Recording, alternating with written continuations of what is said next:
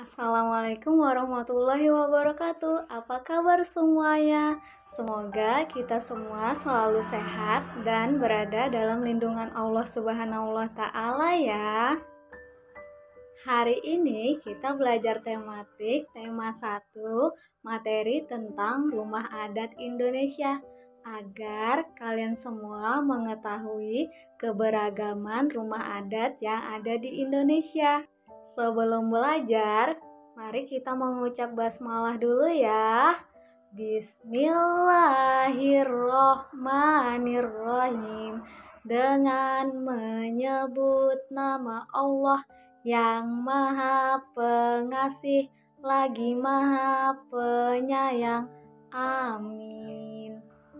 Untuk mengawali pembelajaran hari ini, mari kita menyanyikan lagu nasional, lagu Satu Nusa Satu Bangsa dulu ya.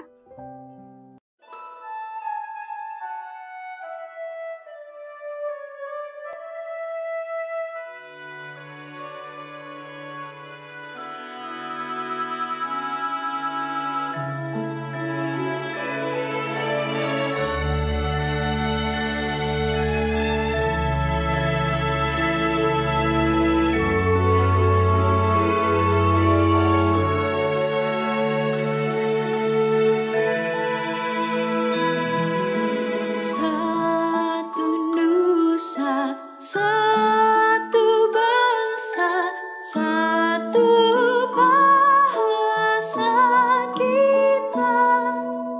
Tanah air pasti jaya untuk selama-lamanya. Indonesia pusaka, Indonesia tercinta, nusa bangsa dan bahasa kita bela bersama.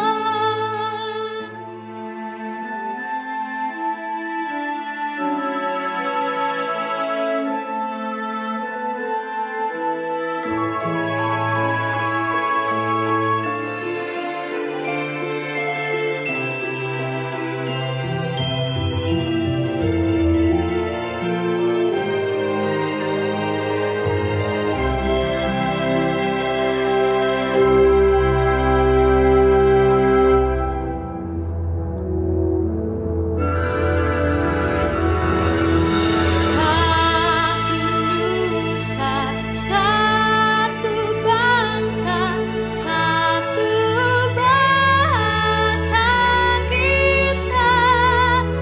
Tanah air pasti jaya untuk selama-lamanya. Indonesia pusaka, Indonesia tercinta, nusa bangsa dan bahasa kita bela bersama.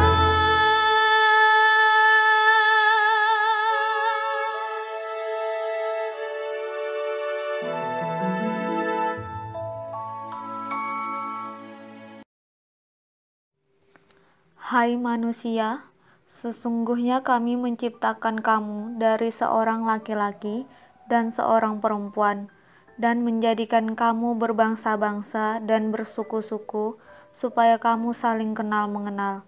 Sesungguhnya orang yang paling mulia di antara kamu di sisi Allah ialah orang yang paling takwa di antara kamu. Sesungguhnya Allah Maha Mengetahui lagi Maha Mengenal. Quran Surah Al-Hujurat ayat 13.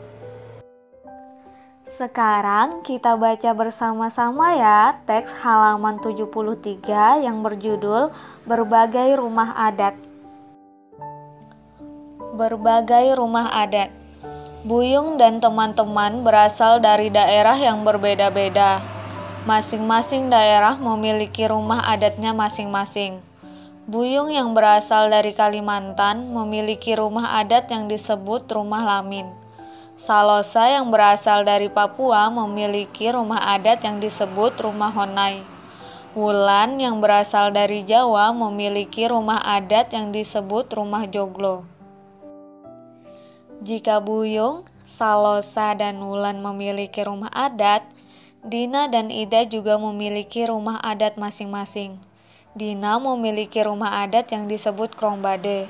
Lain halnya Ida, rumah adatnya justru berbentuk menyerupai candi dengan kebanyakan menggunakan material batu.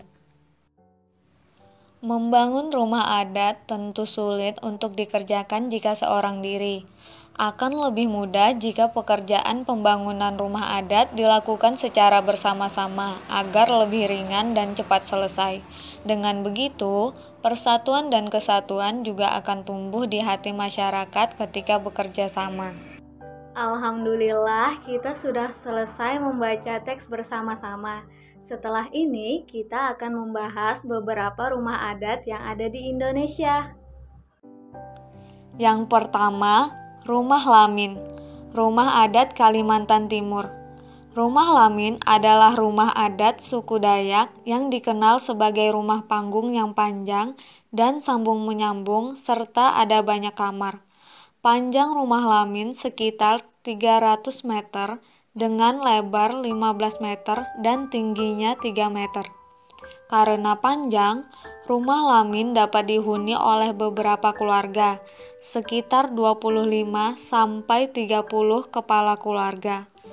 Kebanyakan rumah lamin terbuat dari kayu ulin dan kayu besi yang cukup kuat dan tahan lama. Yang kedua, rumah betang atau rumah panjang.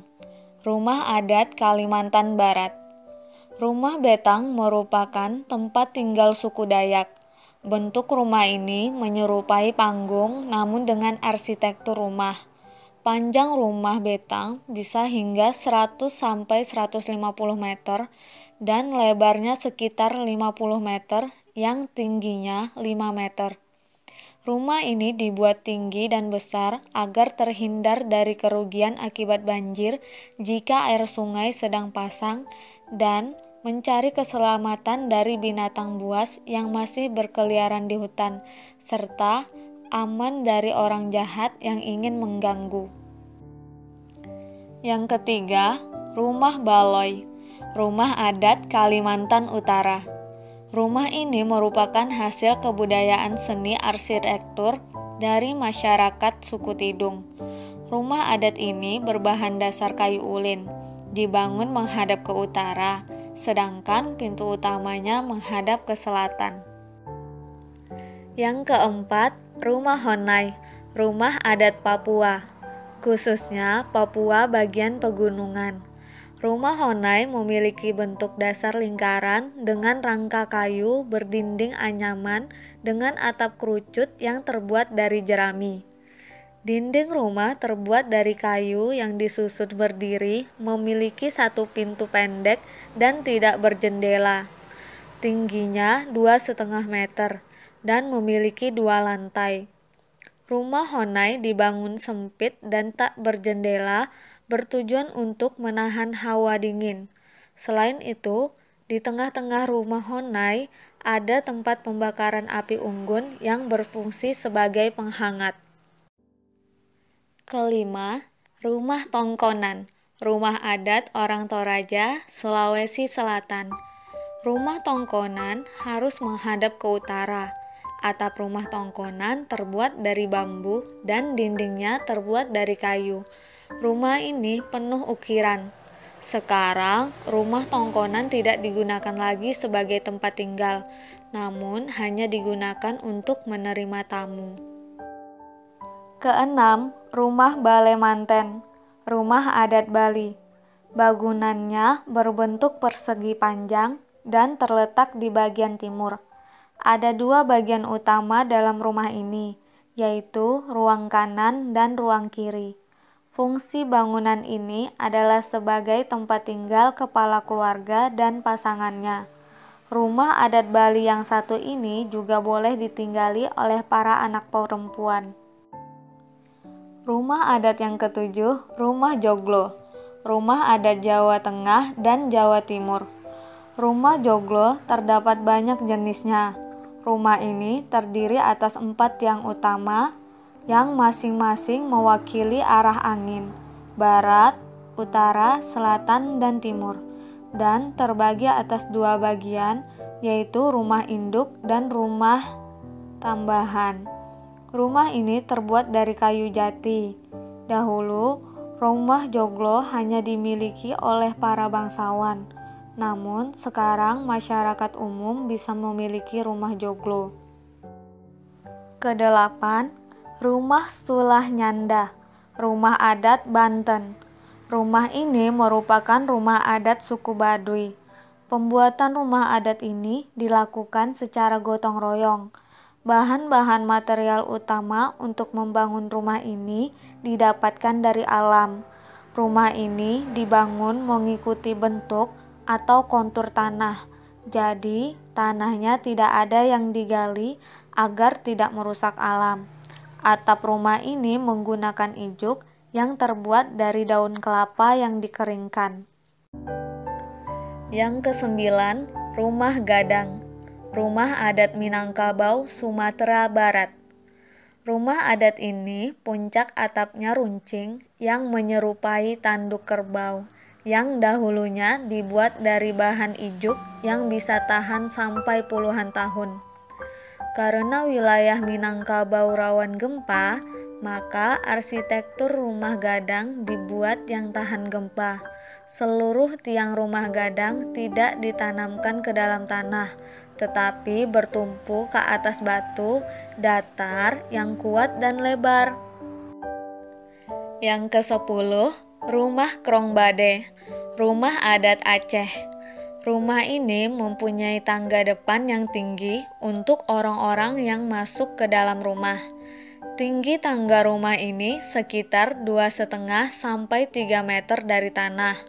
Jumlah anak tangganya ganjil. Rumah ini dibangun dari kayu dan memiliki banyak ukiran pada dindingnya. Rumah ini berbentuk persegi panjang yang memanjang dari timur ke barat. Atapnya terbuat dari daun rumbia. Selain 10 rumah adat yang sudah diketahui, masih banyak lagi rumah adat yang ada di Indonesia. Kalian bisa mencari informasi tersebut melalui internet secara mandiri. Setelah mengetahui beberapa rumah adat yang ada di Indonesia, mari kita berlatih mengerjakan latihan soal yang ada di buku LKS halaman 74. Terakhir, ada pertanyaan buat kalian semua. Jawab di kolom komentar YouTube ini ya. Yang pertama, apa rumah adat daerah asal orang tua kalian? Kalian bisa bertanya terlebih dahulu. Kemudian, yang kedua, bagaimana perasaan kalian setelah belajar hari ini? Jangan lupa tulis juga nama lengkap kalian ya. Oh iya, jika ada pertanyaan, silahkan ditulis juga di kolom komentar ya. Terima kasih Bu ucapkan kepada kalian semua karena sudah menyimak pelajaran hari ini dengan baik. Semoga ilmu yang didapat hari ini bermanfaat. Untuk mengakhiri pelajaran kita hari ini, mari kita bersama-sama mengucap hamdalah. Alhamdulillahirabbil alamin. Segala puji bagi Allah, Tuhan semesta alam. Amin.